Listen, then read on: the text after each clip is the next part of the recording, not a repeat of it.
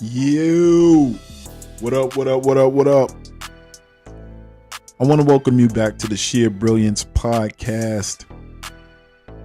My name is Baraka Bashir, but you can call me Sheer. And we have a game to recap tonight. I apologize for it being tonight that I'm coming with this recap, but it's been a long day. The New York Knicks faced the Memphis Grizzlies last night. It was a tremendous game. Can't cap, no cap at all. It was a tremendous game. The Knicks came to play.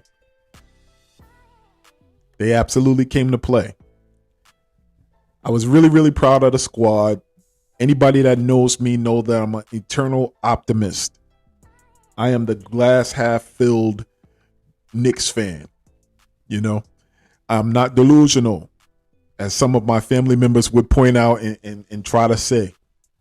But I really am. I truly do look for opportunities where the team is improved, have developed, whatever have you. But you can't deny, if you watched that game last night, you had to be happy with the performance, and you had to, at some point in time, feel as if the Knicks were going to pull this out. So before I get into that game and recap just how I felt throughout the game and some of the things that that stood out to me, I just want to talk a little bit about my preview video from last night. And for the most part, what I talked about were 3 players on their team that we would have to look out for, and 3 players from our team that they had to focus on. So the 3 players from Memphis that I really pointed out might give us problems were obviously Ja Morant. Then there was Steven Adams. And then there was the dude Bale. And for the New York Knicks, obviously we know that 3 of the main players that they had to look out for and prepare for were RJ Barrett, Julius Randle, and Mitchell Robinson. And what I absolutely enjoyed, man, was none of those players disappointed. You know, very early on, Bane was busting our tail. And I was just like, damn, hate being right. You know, but what I loved and what I talked about in my video yesterday morning was that I feel good about our matchup. I felt both of our teams are evenly matched. You know, it was just crazy to see them go back and forth. It's the first time in a long time that I truly, truly enjoyed watching this game from the beginning to the end and being invested and not turning the channel. I don't know about you other Knicks fans, but if we have a big lead, you know, and we squander it, sometimes I think I'm bringing the bad juju. So I turn the channel. Yes, I've done that in the past. I've done it. So, you know, but this game I didn't do that. This game I did not do that. So I enjoyed it. There were a couple of things that stood out. We came to play. And that's all that we asked for. Our team came to play basketball. We didn't come to lose that game. And let me be the reminder for those people who, you know, this may have went over their heads. The Memphis Grizzlies are the elite in the West. They're in the top 5. And the New York Knicks brought their hats, their workmen's hats, their construction hats, and their Timbs, and they came to play. So I was really, really excited to see that, because people will say what they want about Knicks fans, but Knicks fans just want to see you, first and foremost, we would love for you to win, but we want to see you come through and make an honest and conscientious effort out there on the court. And that's what our squad came to do. So it was phenomenal to see. Now, what stood out? Very early on, there was some concern. because Julius Randle started looking like he was spinning and winning, or spinning and sinning, I should say. And I'm like, yo, bro, do you not realize you're being double teamed? Pass the ball. What are you doing? And then I didn't realize it, so I don't want to take credit for it. But Twitter family, y'all cats are on point, because y'all was just like, yo, did y'all notice that RJ is not looking for Julius? And then Julius is not looking for RJ when they're being doubled or when they're open. And I'm like, damn, let this not be true. And there may have been one other time that I looked and I may have seen RJ kind of look off Julius and try to penetrate in the lane. And I was just like, damn, come on, y'all, keep it together. But that was early in the game. I don't know if there was a coach that pointed it out to them or one of the vets, but it seemed as if that wasn't the case as the game began to go later and later. So I was happy to see that they pulled it together. Mitch is a beast. What are we doing, New York? Mitchell Robinson is a beast. So my prediction earlier in the day yesterday was that RJ Barrett would be 26 points, 6 rebounds, 6 assists. I said Julius would have about 31 points. I said Mitchell Robinson will have a double-double and about 3 blocks. I haven't checked the stats, but I looked at it. I looked at the flow of the game and how they performed, and I'm like, I came close. So I think it's a tough loss for all of us. But contrary to a lot of previous losses, I slept well last night. I slept well. Because I know last year was a fun year. We exceeded and we overachieved. And we got a chance to say to a lot of the people in the media, to a lot of the players around the league, bottle flipping on the MSG court, we got a chance to say to a lot of people last season. And it felt good. It felt good. We were showing up at other people's arena. We were obnoxious last season. But this season, we gotta eat crow. But when we signed Tom Thibodeau, what I absolutely said was, if he signed to 4 years, it'll give him an opportunity to establish a culture, to lay down a foundation, and also to get the players that he needs to run the system that he wants. And we were all willing for him to come in and change that culture. What we didn't expect to happen was for him to come in and do it so quickly and for us to have the success that we had. And if we remember back to last season, that switch didn't kick on until after the All-Star break as well. So the timing is about right as well. But honestly speaking, I went into this season saying the same thing I said last season. I'm just looking for development. I'm looking for our players to improve. Now, there's 3 narratives that are always out there in the major media and anybody else, and even within Knicks Nation. The first narrative about Knicks fans is that we are always window shopping for other people's groceries. That we never look at the players that we have. We're always fishing for who's the next star that's going to come to New York. When the truth of the matter is that it's the major media and all the talking heads that do that. And their scapegoat is always Knicks fans. Oh, the Knicks fans are looking at this person and that person. Well, no, you planted the idea. So now we are looking at them. But you continue to plant that idea and that narrative.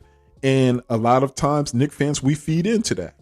So now we're caught up in the hoopla because any little thing that someone says nice about New York, we're extra saucy about it. So that's one thing, the narrative that we're always window shopping for other people's groceries. Number two is that the New York Knicks fans don't have patience to wait for a team to develop and their players to develop and see what they could become. And honestly speaking, it hasn't been the Knicks fans. It's been the organization and the Knicks fans. When we get caught up in that hoopla and that narrative about who wants to play in New York, then we're always ready to get rid of the young players that may show potential. Trevor Ariza, Wilson Chandler, Danilo Gallinari. So we stand accused on that one. But what I'm telling you guys now is, man, we have players. Jericho Sims, Grimes, Deuce, Emmanuel Quickly, Obi Toppin, RJ Barrett, Mitch Robinson. These are players that we've drafted that, whether it was this year or the previous 2 years, we've seen them grow and we've seen them develop.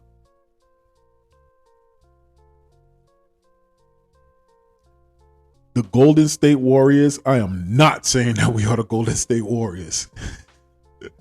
But the Golden State Warriors, I would love to be in that situation where the Golden State Warriors were in a process of trying to draft players and put things together, and they didn't know what their team would look like, and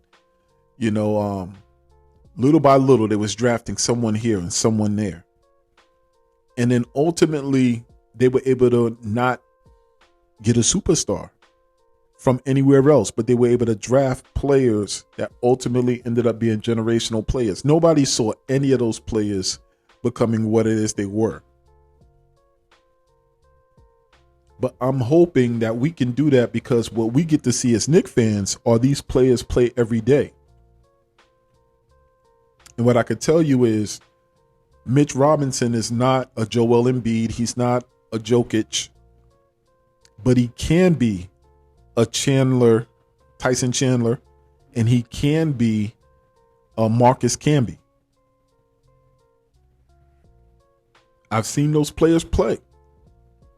Mitch can be a defensive player of the year candidate. And we're quick to be like, I don't know if we want to give him the bag. Give that man the bag. Give that man the bag. RJ Barrett, man, we're getting close to time where people are going to start wondering, is he going to be a max player? Do we want to make him a max player? I haven't thought that far in the future just yet, but he's shown incremental growth every year, and he's ours. Now, unless it's a superstar player, obviously, you got to give value to get value. But if it's a fringe player, why not ride with our people? Why not ride with the players that we have, is all I'm saying. And they showed up in last night's game. It was great to see them step to the line and not take steps back. We had Memphis on the ropes in the third quarter. The Memphis Grizzlies' body language looked defeated in the third quarter. They were just like, yo, what are they doing? What are we doing? They were looking around like, what are we doing wrong? The Knicks came out like gangbusters, and they didn't take steps back. They took every punch and they threw a punch. And until the very last seconds of the game, they continued to fight. And what does that say to me? First and foremost, they're fighting for each other now. They are planning for each other now. And what I see that looks very familiar is this mentality that is us against the world. And it looks familiar because I first saw it when Pat Riley was with the team as coach. And then I saw it again with Jeff Van Gundy. And then I was reminded that it existed with the coach in Miami because Pat Riley was there. And then I saw it again, obviously a little bit before that, with Pat Riley, with Shaq and Wade when they won their championship. And then I saw it in Chicago with Tibbs and that squad. So I'm happy, first and foremost, to see that that's the mentality that's here as well. And it's continuing with Tibbs. That's all from the Pat Riley learning tree, coaching tree. And that's exactly what we need. I think the team has said after All-Star break, we're just going all out, balls to the wall. This is what we're doing. So I was proud. I was proud of that squad. I was proud to watch them. I was proud to cheer for them. They represented themselves well. They represented the city very well. But what it also says is something that's not going to be popular with a lot of Knicks fans. It says that the team hasn't given up on Tibbs.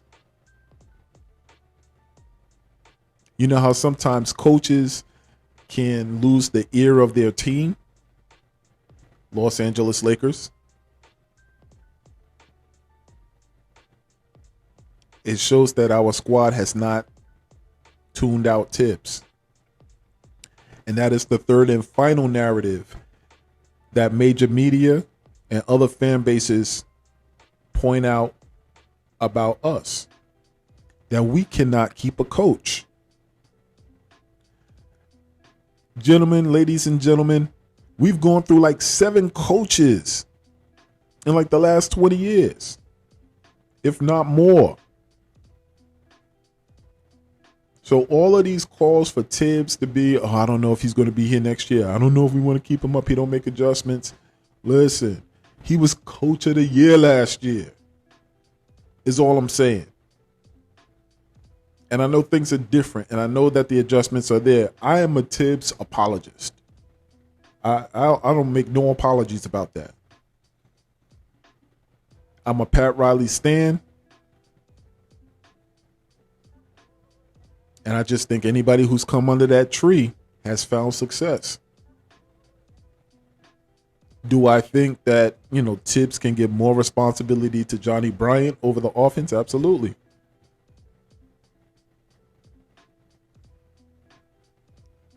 But I absolutely think Tibbs is the guy for this, for this job.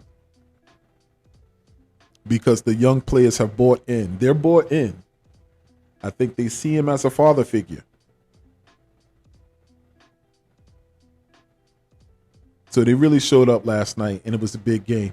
It's going to be a test to see if they show up, tomorrow afternoon against Brooklyn. That'll be the true test to see if Tibbs really got them boys, locked in and attacking. That everything matters mentality. Because what I would absolutely love is for Tibbs to be at the head of the table when we turn this thing around. Now, obviously, if we're able to get a superstar to come to the team, that's one thing. Okay? But if not, I'm ready to ride or die with this squad. Obviously, we would get a few more pieces to complement Julius, RJ, and Mitch. If we were to add and not have to give them up any other player that is like a high-level star alongside them, we would challenge for the East. I'm a firm believer in that. We would challenge for the East if we were to add another high-level player to Julius, RJ, and Mitch in the starting lineup. But I'm telling you, any players who win the championship something that's not talked about as often is the fact that they have a championship level coach that is also part of their legacy. You know, Mike and Pippen, they had the Zen Master. Kobe wanted the Zen Master. He wanted that same coach that Michael Jordan had. Shaq, Zen Master. Shaq, Pat Riley. Tim Duncan, Coach Pop. So any other players that really, you know, have championship legacies in the NBA have had a coach that, you know, was a good name or reputable coach. I want that for Tibbs with us. I want Julius to be known as a player that has completely turned the narrative about himself around and has turned into a championship player. I want RJ to be like, yo, I won all my championships with Coach Tibbs. And I want Tibbs to be Andy Reid. I want Tibbs to be the Andy Reid of the NBA. Because Andy Reid, prior to him winning the championship with the Kansas City Chiefs, was known as a good coach, but not a championship coach. And all it took was one transformative player to come in and take him to the chip. And now players, professionals, and his peers look at him like, oh, you know, Andy Reid, you know, man, his Kansas City Chiefs. And the same thing would happen with Tibbs. If we were to get one or two pieces and have it gel all at the same time at the right time and pull this thing off, then everybody's going to be like, man, we got to shore up a defense. We got to get this type of player and this type of player. We need a power forward like Julius Randle. I'm telling you, the league is a copycat league. And they copy the winners. How many teams and players started looking at the Milwaukee Bucks saying, you know what, they stuck with those core players and they built around Giannis. So let's not be so quick to pawn off or trade off players. LeBron said that himself. Oh, yeah, well, you know, we see the consistency in them playing together for a number of years. So I really enjoyed last night's game. I apologize. I'm a little bit all over the place, but I predicted that we would pull out that win for our fourth straight, and we did not, but we played a hell of a game. And I'll take that. I slept very well last night. Now, when it comes to tomorrow, I'm really, really happy that Kyrie will not be playing. Let's go, Brooklyn. So he's not going to be eligible to play because of the mandate for Brooklyn that Brooklyn has. But KD is KD, you know. So in terms of the matchup, not, you know, as confident as I was with Memphis. I really was able to watch a few of the Memphis games and could see the similarities that we had with them. But hey, will we come to play? Will we come to play? And I fully expect that we will. Kevin Durant, LaMarcus Aldridge, DeAndre Jordan, Seth Curry. Them boys that made some changes, and they're championship contenders. They're where we want to be one day. So hopefully that time is sooner than later. So I just want to wrap this up. Don't want to make it for too long. But yeah, Memphis Grizzlies, New York Knicks, we battled, we came up short. But what I absolutely love is the development that I am seeing. Contrary to any of my fellow Knicks fans, sometimes we do want to win now. Obviously, we do want to win now because we've been losing for so long. But I truly went into this season, as I did last season, looking for development in our players. In the third year is when we have to show and prove. This is year 2 for our new coach. You know what I mean? Year 2. Year 3, which starts this summer, is when it is now the front office's responsibility to get the players. Get some players in here. If these players aren't the players, we need some free agents in here that's going to shore up this team that you spent 2 years developing now. And we need to make a run towards something. That's year 3. That's what's supposed to happen in year 3 of a new coach. This is why I'm a believer. If the contract is a 4-year contract, let Tibbs write out his 4 years. The 2 years would be, let me see who you draft and let me see who's on a roster, and let's work them and mold them the way that I need to. And then year 3, you need to go out shopping and get me something. You know what I mean? Give me what I want. I want that shiny toy. If I want Donovan, go get me Donovan. If I want to figure out a way to get this other player over here, get this other player over here. Now stop playing games. I did my part in developing these players. But I'm telling you, I need this veteran and this star to add to them so we can make a run over the last 2 years of my contract. In my opinion, that's how it should work. Because once I get that player, depending on how far we go, that will determine if I give you that extension in your 4th year, or if you're a sitting duck coach where you write out that 4th year with that new player or those new players now adjusted to your system and see how far we can go. And if you can't perform, then we swap it out and let somebody come else, let a Steve Kerr come in and take over where you couldn't move us to the promised land. That should be the plan.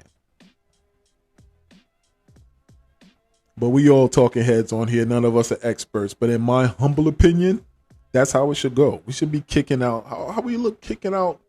Come on, man. Come on, man. Tibbs is frustrating all of us from time to time, as are the players. But come on, man. He's been here before.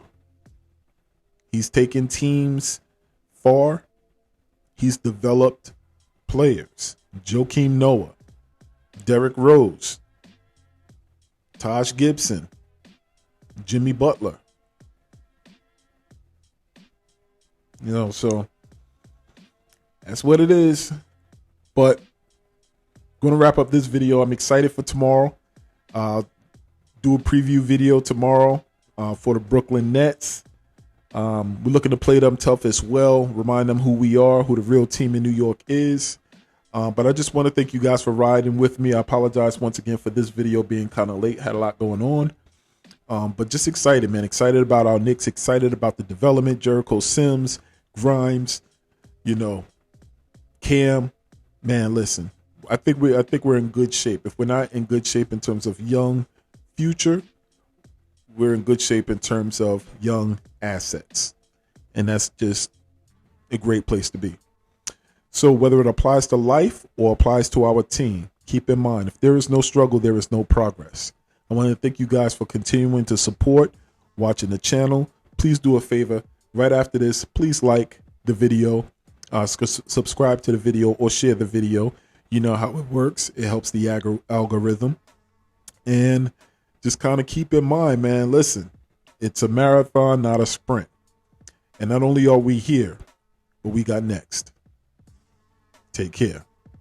Let's go Knicks.